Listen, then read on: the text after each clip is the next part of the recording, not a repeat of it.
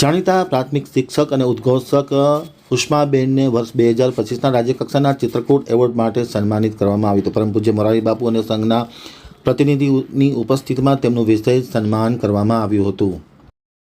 ફૂલ જેવા બાળકોને ભાવિ નાગરિકોનું ઘડતર કરી રહ્યા એવા જાણીતા પ્રાથમિક શિક્ષક ઉષ્માબેનનું વર્ષ 2025ના રાજ્યકક્ષાના ચિત્રકૂટ એવોર્ડ માટે તેઓ સન્માનિત થયા હતા. ઉત્તરાયણના પવિત્ર અવસર નિમિત્તે તલગાજડા ખાતે પરમ પૂજ્ય મોરારી બાપુ દ્વારા રાજ્યકક્ષાના વર્ષ 2025ના ચિત્રકૂટ એવોર્ડ વિજેતા ભુજ તાલુકાના ભુજોડી ગામના ભાષા શિક્ષક, જાણીતા કવિયત્રી અને ઉદ્ઘોષક શ્રીમતી ઉષ્મા પ્રતિમ શુક્લ તથા રાજ્યના શિક્ષકોનું સન્માન કરવામાં આવ્યું હતું. ચાલુ વર્ષે 34 જેટલા શિક્ષકો તેમજ 2 મહાનગરપાલિકાના એમ કુલ 36 શિક્ષકોનું ચિત્રકૂટ ખાતે પારિતોષિકથી સન્માનિત કરવામાં આવ્યા હતા. પ્રસંગે શિક્ષકોને ₹25,000નો ચેક તેમજ રાજ્ય શિક્ષક સંઘ તથા મોરારી બાપુના હસ્તે સન્માનપત્ર અને રામ નામની સુંદરકાંડના પુસ્તક સૂત્રમાલા અર્પણ કરવામાં આવ્યા હતા.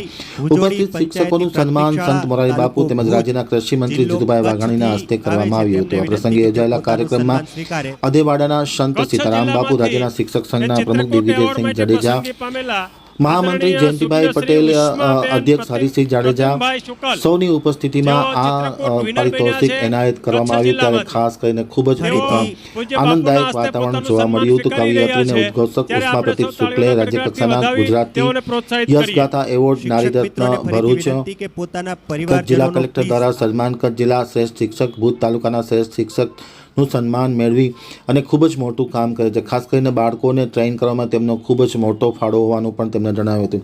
સન્માન સ્વીકારતા ઉષ્માબેને જણાવ્યું હતું કે સમગ્ર જે સન્માન છે એ મારા બાળકોને હું અર્પણ કરું છું, મારા પરિવારને અર્પણ કરું છું અને મારી ટીમને અર્પણ કરું છું, જેમના પ્રયાસથી મને આ એવોર્ડ માટે હું લાયક ઠરી છું.